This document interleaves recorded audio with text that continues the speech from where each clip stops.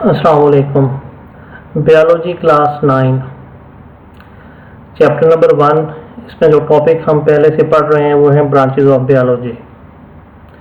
तो next branch जो हमने पढ़नी है वो ब्रांच नंबर 8 टैक्सोनॉमी।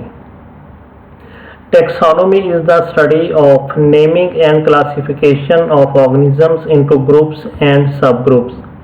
तो टैक्सोनॉमी जो है इसमें बुनियादी तौर पर दो चीज़ें हैं। पहला है नेमिंग। नेमिंग का मतलब ये है कि जो लिविंग ऑर्गेनिजम्स होते हैं उनके साइंसी नाम रखे जाते हैं। हर लिविंग ऑर्गेनिज्म का कोई ना कोई साइंसी नाम रखा होता है ताकि उसकी पहचान पूरी दुनिया में एक जैसी हो। जिस तरह इंसान है तो इंसान का साइंसी नाम होमो सेपियंस है। और दूसरी चीज़ जो इसमें स्टडी की जाती है वो classification of organisms into groups and सब ग्रुप्स। पूरी दुनिया में जितने भी जानदार पाए जाते हैं उनको क्लासीफाई किया जाता है, यानी उनकी ग्रुप बंदी की जाती है। ग्रुप बंदी जो है उसकी बुनियाद ये होती है कि जो जानदार एक जैसे खसूसियात रखते हैं उनको एक ही ग्रुप में रखा जाता है, और जिनकी खसूसियात मुख्तलिफ होती हैं उनके लिए अलग ग्रुप बनाए जाते हैं।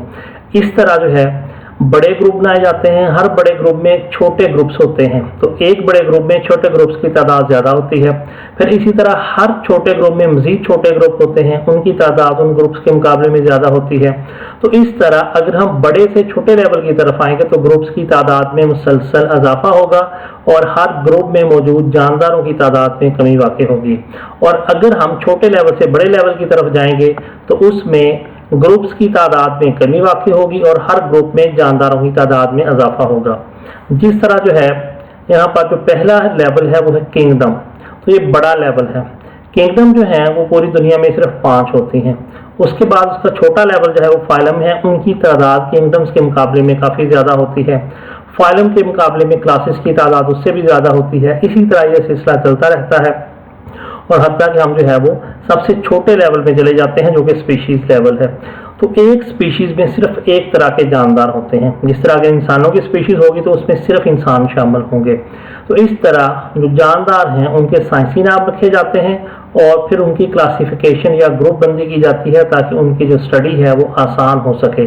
और ग्रुप बंदी की बुनियाद है एक जैसी खसूसियात के जानदार जो हैं वो एक ग्रुप में रखे जाते हैं, और अगर खसूसियात मुख्तलिफ हैं तो उनके लिए नए ग्रुप्स बनाए जाते हैं। नेक्स्ट ब्रांच है paleontology. Paleontology is the study of fossils. Fossils are the remains of extinct organisms. तो पेलियोंटोलॉजी जो है वो बुनियादी तौर पर फॉसिल्स की स्टडी को कहते हैं। अब फॉसिल्स क्या हैं? Fossils are the remains of extinct organisms. Remains कहते हैं बाकियात को, बचे कुछ हिस्सों को।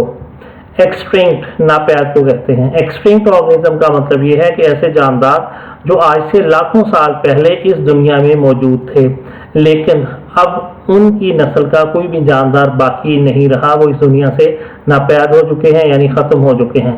तो ऐसे जानदार एक्सटिंक्ट ऑर्गेनिजम्स कहलाते हैं। अगर आज साइंसदानों को दुनिया के किसी भी हिस्से से कहीं से भी कोई जानदार का बाकी बचा हुआ हिस्सा मिल जाता है तो उसको जो है वो फॉसिल कहा जाता है। जिस तरह जो है ये वाली जो डायग्राम है ये डायनासोर्स की है। डायनासोर्स लाखों साल पहले इस दुनिया पर मौजूद थे, बाद में वो तब्दीलियों और नए हालात का मुकाबला नहीं कर सके और वो ख़त्म हो गए। आज साइंसदान को अगर कहीं से उसका कोई हिस्सा मिलता है तो डायनासोर का फॉसिल कहलाएगा। इसी तरह जो है ये प्लांट की एक डायग्राम है। तो ये जो है ये बुनियादी तौर पर फॉसिल्स की हैं। फॉसिल्स जो हैं वो जानवरों के भी होते हैं और पौधों के भी होते हैं।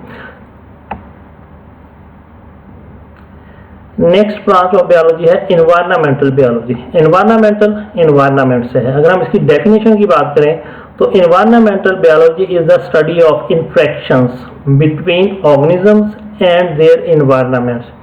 कि कोई भी लिविंग ऑर्गेनिज्म जिस माहौल में रहता है उस माहौल के साथ उसकी इंट्रैक्शन कहते हैं बाहमी रबत, किसी के साथ आमना सामना होना या राब्ता होना। तो कोई भी जानदार जिस माहौल में रहता है उसके इर्द गिर्द जो कुछ भी है वो उसका माहौल है। अब जो माहौल होता है उसमें जितने भी कंपोनेंट्स यानी अज्जा हैं वो दो तरह के होते हैं।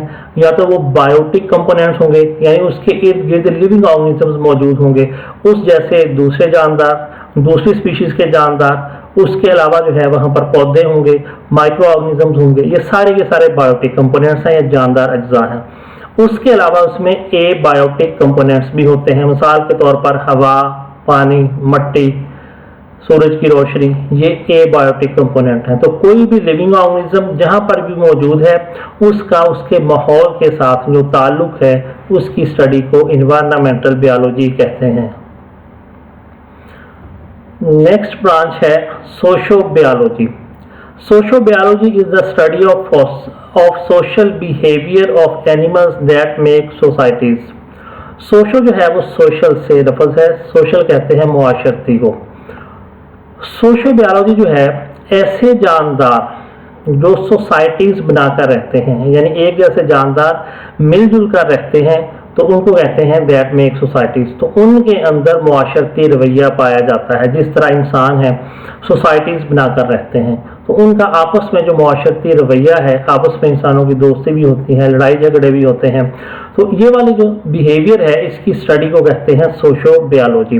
और ये वाला जो बिहेवियर है ये जानवरों में भी पाया जाता है। जिस तरह जानवर जो है बहुत सी ऐसी स्पीशीज हैं जो मिलजुल कर इकट्ठे रहते हैं, वहां पर जो है उनके आपस में अच्छे ताल्लुकात भी होते हैं और उनका आपस में लड़ाई झगड़ा भी होता है। तो इस तरह लिविंग ऑर्गेनिज्म जो कि सोसाइटीज बनाकर रहते हैं, उनका आपस में जो एक दूसरे के साथ रवैया है या बर्ताव है, उसकी स्टडी को सोशियोबायोलॉजी कहा जाता है। तो यहाँ तक कि ये ब्रांचेस हैं, ये टेक्स्ट बुक में पेज नंबर 3 पर हैं। ये आपने याद करनी है और लिखकर सबमिट करनी है। अल्लाह हाफिज़।